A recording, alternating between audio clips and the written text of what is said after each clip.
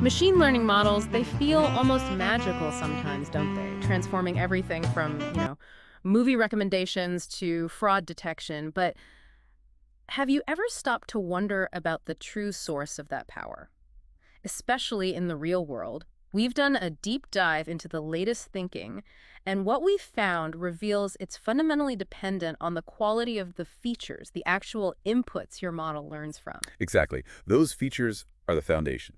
Now, feature engineering, creating those features, is often seen as this kind of artistic thing, right? Crafting the perfect ingredient. Independent, yeah. But when you try to move that art from, say, an experimental notebook into a real production system, well, that demands some rigorous engineering No, discipline. absolutely. It's a whole different ballgame. And without that discipline, organizations can rack up a huge amount of technical debt.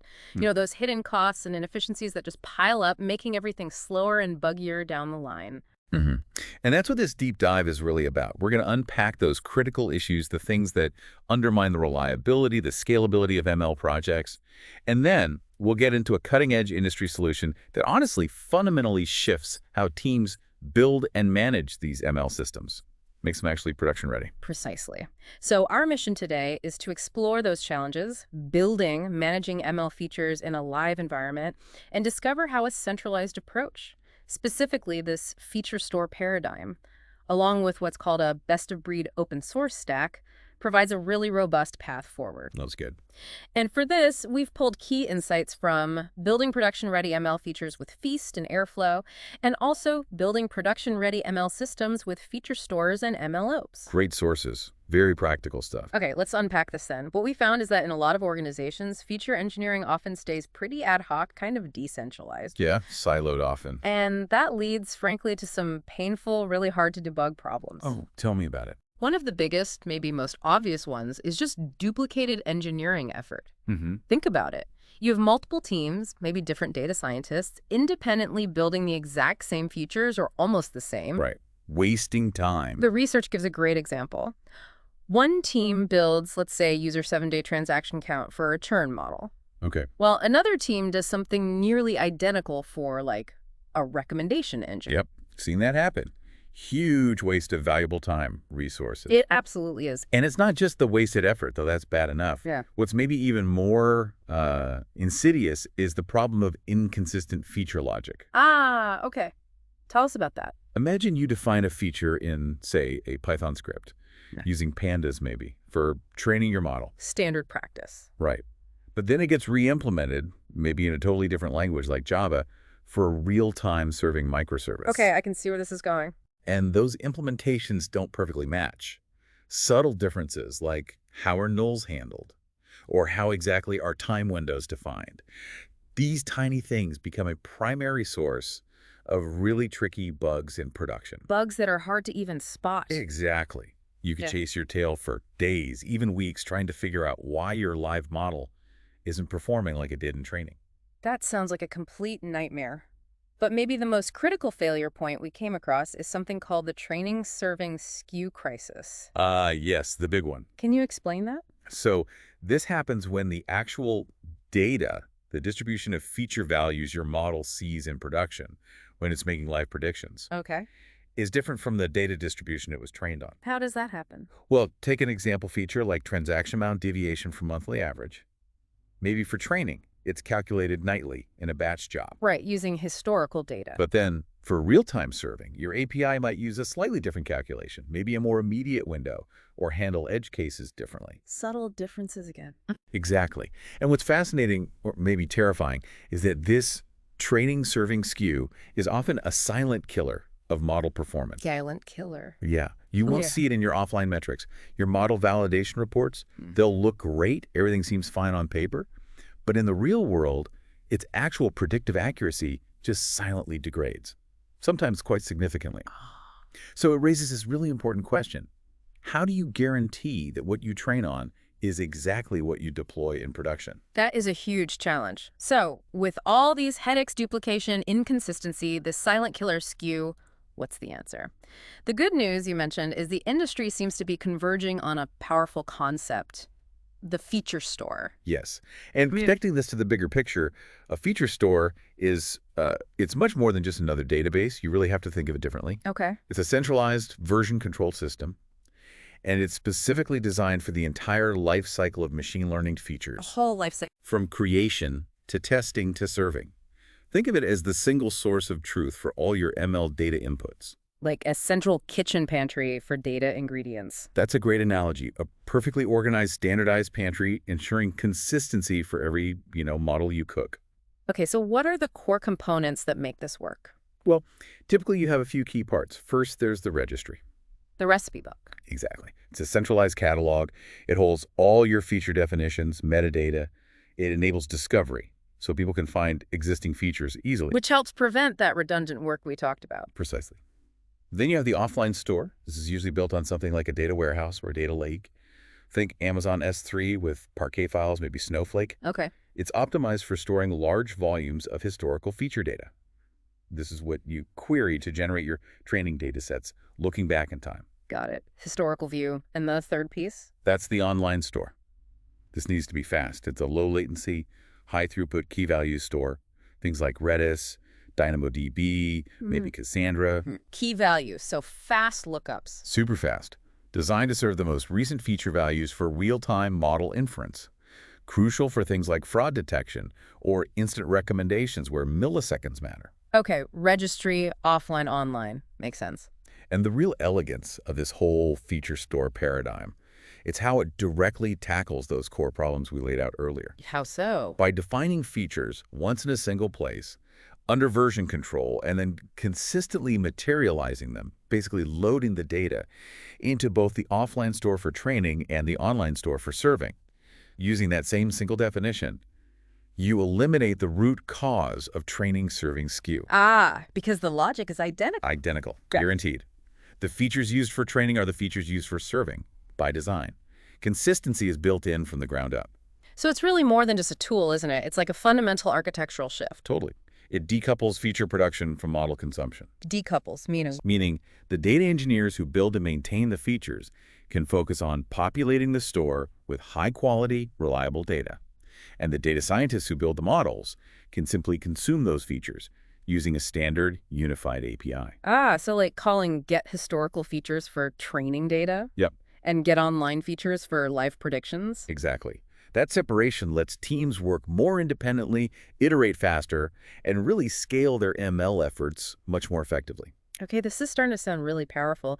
And you said the sources get practical. Here's where it gets really interesting. Our sources don't just stick to theory. They actually lay out a high-level architectural blueprint, a blueprint for a robust, production-ready feature engineering lifecycle using what they call a best-of-breed open-source stack. Right. This is a key trend. Moving away from maybe trying to find one single monolithic platform that does everything okay. Yeah. Towards a more flexible approach, where you compose a system using best-in-class, specialized tools that work well together. Pick the right tool for each specific job. Exactly. Build a custom, powerful solution. So if we imagine building, say, a customer churn prediction model, Okay, good example. let's walk through the components of this kind of stack. All right, so at the heart of it, the feature store itself. The sources point to Feast. Feast is a great choice. It's open source, it's cloud provider agnostic, has a nice declarative Python API, and crucially, it's specifically designed to solve that training serving skew problem we keep mentioning. Okay, Feast as the central hub. What about getting the data ready before it goes into Feast? The transformations? For batch transformation, the stack uses dbt combined with Apache Spark. dbt. That's becoming really popular for data transformation, right? Hugely popular. It lets you write your transformations in SQL, but manage them like software code, version controlled, testable, modular. It brings real engineering discipline to SQL. And Spark. Spark provides the muscle, powerful, distributed processing for handling potentially massive data sets efficiently. Got it. So dbt defines the logic, Spark executes it. Then what? How do you run this whole process reliably? That's where orchestration comes in. And the go-to here is often Apache Airflow. The industry standard, pretty much. Yeah, it's DAG structure. Directed to cyclic graph lets you define your workflow as a series of tasks with dependencies, like a flowchart for your data pipeline. Ensures everything runs in the right order, handles failures, retries. Exactly. It manages the whole sequence, run DBT transformations, then maybe materialize features into feast, and so on. Okay. And where does the historical data live? The offline store. For the offline store, a common and effective choice is Amazon S3 using Parquet files. S3 for storage. Cost-effective, super durable, massively scalable object storage, perfect for large historical data sets. And Parquet, why that format? Parquet is a columnar format. Storing data by column, not row, makes it incredibly efficient for the kind of analytical queries Spark runs when generating training data. Big performance boost. Right. Makes sense. Now for the fast part, the online store. For that low latency serving, Redis is a top contender. Known for speed. Renowned for its speed. Sub-millisecond read times. Ideal when your production model needs features right now. Okay, so we have data flowing, features served. What about making sure everything stays healthy? Monitoring. Crucial piece. The stack highlights, evidently, AI. It's an open source Python library specifically for ML monitoring. What does it monitor? Its main job here is detecting data drift. When the statistical properties of your live data start changing compared to your training data. It can also monitor model performance drift. And it generates these really comprehensive visual HTML reports that make it easy to see what's going on. Very cool. What about the software engineering side, making sure the code itself is solid? Good point. For CI/CD continuous integration and continuous deployment, GitHub Actions is a great fit. Because a lot of teams are already using GitHub. Exactly. It's natively integrated, it's powerful, often free for open source or smaller teams. Use it to automate testing and deployment pipelines. Ensures code quality automatic. Okay, one last piece. How do you make sure all these different services run consistently everywhere? Dev, testing, production. The classic, it works on my machine problem. Right. Docker is the answer there. You containerize everything, your database, Redis, Airflow, your application code. Each service runs in its own isolated container with all its dependencies. Guarantees a consistent, reproducible environment across the board. That's a pretty comprehensive stack. Feast, DBT, Spark, Airflow, S3, Redis, evidently GitHub Actions, Docker. It is. And what's really powerful, maybe the most important aspect, is the as code nature of almost every component. As code. Yeah. Feast defines features in Python code. DBT defines transformations in SQL files managed like code. Airflow defines DAGs in Python code. GitHub Actions defines CI/CD pipelines in YAML files. So everything's in text files. Exactly. All stored in a central Git repository. This whole approach is often called ML as code, or GitOps for ML. It brings the rigor of modern software engineering, version control, code reviews, automated testing, auditability to the entire ML lifecycle. Transforms it from maybe an ad hoc process into something repeatable, scalable, and much more reliable. Precisely. It's about making ML development and operations a true engineering discipline. Okay, so let's make this really tangible for you, the listener. How would you actually implement a pipeline like this? Walk us through the steps, maybe. Sure. It usually starts with the project setup. Getting the basics in place. Right. You likely use something like Docker Compose to find all those services we talked about, maybe a PostgreSQL database for the Feast registry, Redis for the online store, Airflow itself in a docker-compose.aml file, one command, docker compose up, and you have your entire environment running locally consistently. Nice. Consistent dev environment. What's next? Transforming the raw data. Yep. Data transformation. This is where you structure your DBT project. You'd write SQL models, maybe in a model smarts directory, like customer daily activity.sql. These models define how to aggregate raw event data into useful daily features for each customer. And Spark runs these DBT models. Correct. DBT compiles the SQL. Spark executes it efficiently, probably writing the results back to your offline store, like Parquet files on S3. Okay, data transformed. Now, telling Feast about these features. Exactly. Defining features in Feast. First, you initialize a Feast repository in your project. Then you configure its featurestore.yaml file. This tells Feast where your offline store, those Parquet files, and your online store, Redis, are located. Connecting the pieces. And then, the core part, you define your Feast objects in Python files. Things like an entity, example custom-rated, file headers pointing to the DBT output Parquet files, and feature view. A feature view groups related features together, like daily login count and total session duration, linking them to an entity and source. Grouping logical features. You can also define on-demand feature views for features computed in real time, like days since last login. Okay, defined in Python. Then what? Then you run a command like feast apply. Feast reads your definitions, validates them, and registers everything in its central registry. Now, Feast knows about your features. Got it. Registered and ready. Last step. Automating this whole flow. Orchestration with Airflow.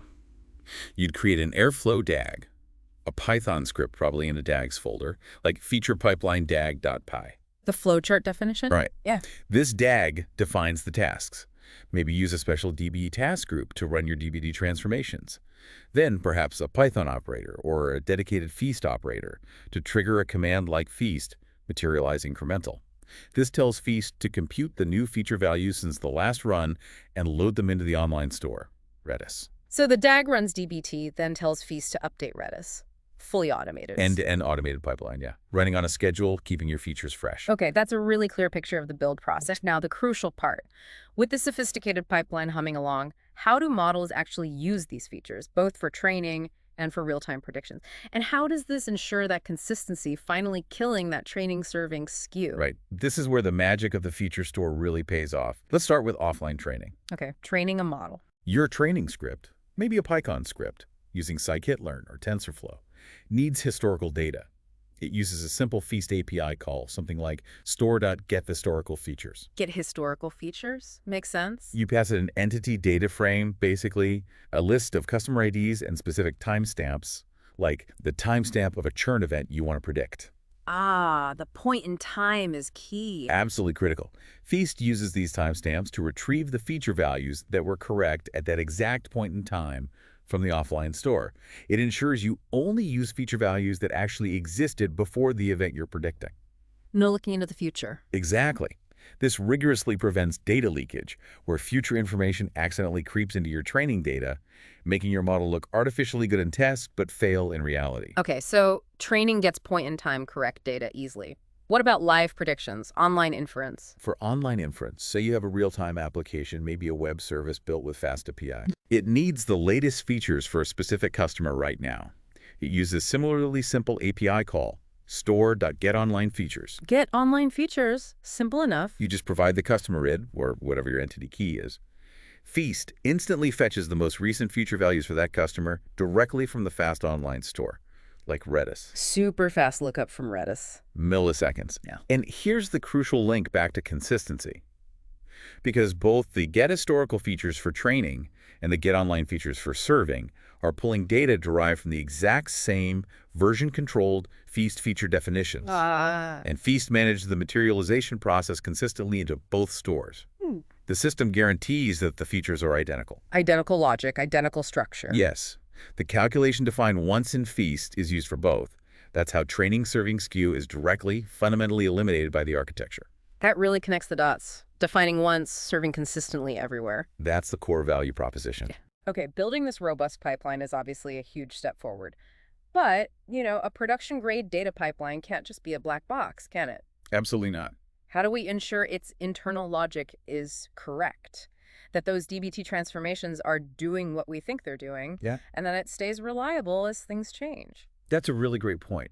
It raises the question, how do you prevent some subtle bug, maybe introduced in a complex SQL transformation, from silently degrading your model's performance later on? Right. How do you catch that? You absolutely have to adopt software engineering best practices, specifically automated testing. It's essential. Testing the data transformations themselves. Yes. We've seen firsthand the kind of headaches that unchecked data transformations can cause. I remember one project, before feature stores were common. We spent literally weeks chasing a production bug. Turned out a null value was handled slightly differently in the Python training script versus the Java serving API. A tiny difference, huge impact. A nightmare, which a feature store helps avoid by enforcing consistency. Exactly. But you still want to test the transformation logic before it even gets defined in the feature store. So what specific testing and validation strategies do the sources recommend for this kind of pipeline? Two key strategies really stand out in the material we looked at. First is unit testing PySpark transformations. Unit testing the Spark code that runs the DBT models, basically. Precisely. You'd use standard Python testing frameworks like PyTest, and there are helpful utilities like Chispa, which is specifically designed for comparing PySpark data frames. How does a test work? A typical test would create a small sample input data frame in the test code itself. Then it applies the specific transformation logic you want to test. You also define the expected output data frame, what the result should look like. Then you use a function, like assert for quality from Chispa, to programmatically check if the actual output matches the expected output. So input, transform, Check output. Catch bugs in the logic early. Exactly. Gives you confidence that your core data logic is sound, transformation by transformation. Okay, unit test for the logic. What's the second strategy? The second is leveraging continuous integration, or CI, with GitHub Actions.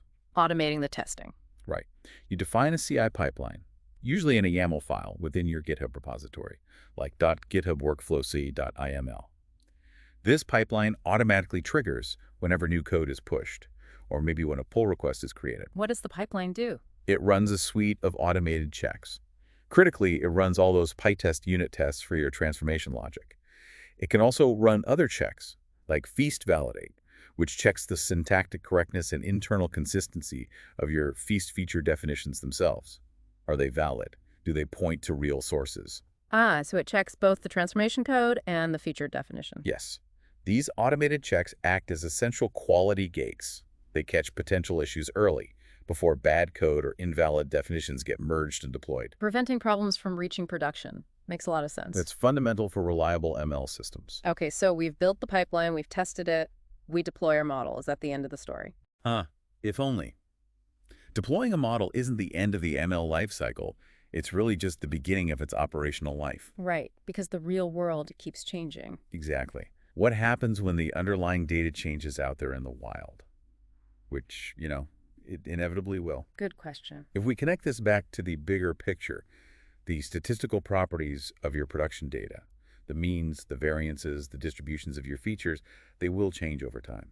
It could be shifts in user behavior, market dynamics changing, external events, anything. And this is called? This phenomenon is known as data drift. Data drift. Okay. And the danger is that this drift can cause your model's predictive performance, which was great when you trained it, to silently degrade over time, sometimes quite significantly. Silently again. Another hidden problem. Yeah.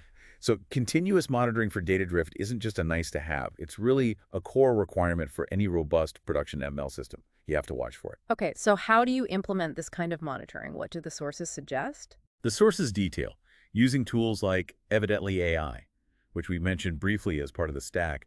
It's a powerful open source Python library for this. How does Evidently work? Its core function is comparing two datasets.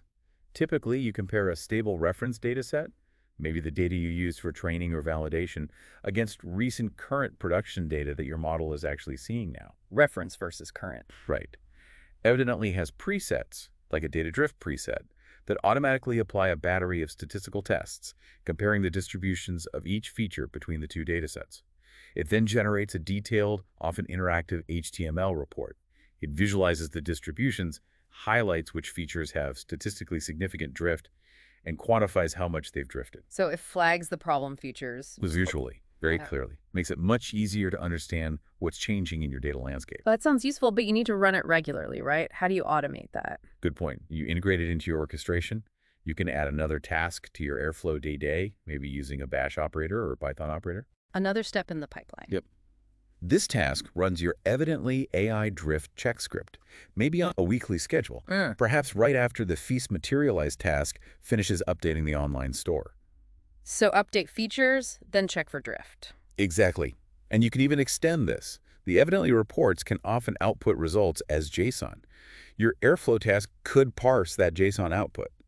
And if the drift detected for key features exceeds some predefined threshold you set, it could automatically trigger alerts. Send a message to Slack, send an email, create a ticket, whatever alerting mechanism your team uses. Proactive alerting when data starts to go off track. Exactly. It ensures you're always aware of significant changes and can investigate or trigger retraining before model performance degrades too much. Wow. Okay, we've really covered a lot of ground here. We've journeyed through what feels like a truly comprehensive, production-ready feature engineering lifecycle, moving way beyond just ad hoc scripting in a notebook to a structured, automated, tested, and monitored system for creating and managing ML features. It's a big shift. It's clear this approach isn't just about adopting new tools, is it? It's more fundamental. A shift in how teams think about and manage ML operations. Absolutely. If we recap quickly, we've really hit on several key principles demonstrated by this approach. First, centralization using a feature store, like Feast, primarily to eliminate that critical training serving skew. Got it. Consistency. Second, using a composable best-of-breed stack, getting flexibility and power by choosing the right tool for each job. Modularity. Third, treating data transformations as tested code, bringing software engineering rigor unit tests, CI, to assure correctness and reliability. Quality gates. And fourth, continuous monitoring for data drift, using tools like Evidently AI, absolutely essential for maintaining model performance in the dynamic real world. Centralization, composability, testing, monitoring, yeah. It provides a really solid foundation. It definitely feels like a solid foundation for any organization that's serious about scaling its machine learning capabilities reliably. But as you said, the journey doesn't necessarily end here. So, what's one final, maybe provocative thought for you, the listener, kind of mull over or explore on your own, building on everything we've discussed today? Okay, a provocative thought. Well, consider how you could further enhance this system. Yeah. Think about integrating a dedicated model registry, something like MLflow, for example. A register for the models themselves. Exactly. You would provide versioning and lifecycle management for your trained models, linking them directly and intrinsically to the specific versioned features from Feast that they were trained on. Ah, connecting the model version to the feature versions. Full lineage. Full lineage and traceability. Or, Hmm. take it even further, imagine extending that CI/CD pipeline we talked about. Okay. What if, when your automated monitoring detects significant data drift, it doesn't just send an alert? What if it automatically triggers model retraining on the latest features? Well, And maybe even automatically deploys the newly retrained model if its validation metrics meet the bar. fully automating the update cycle based on drift detection. That's the path. Moving towards truly mature MLOps practices. Creating a system that not only detects problems, but starts to automatically correct them, ensuring your models stay trustworthy and performant in a constantly changing production environment. It's about building a genuinely self-healing, adaptive ML system. That's a deep dive that really does bring it all together, connecting the features, the models, the testing, the monitoring, and even automated updates, a complete lifecycle view.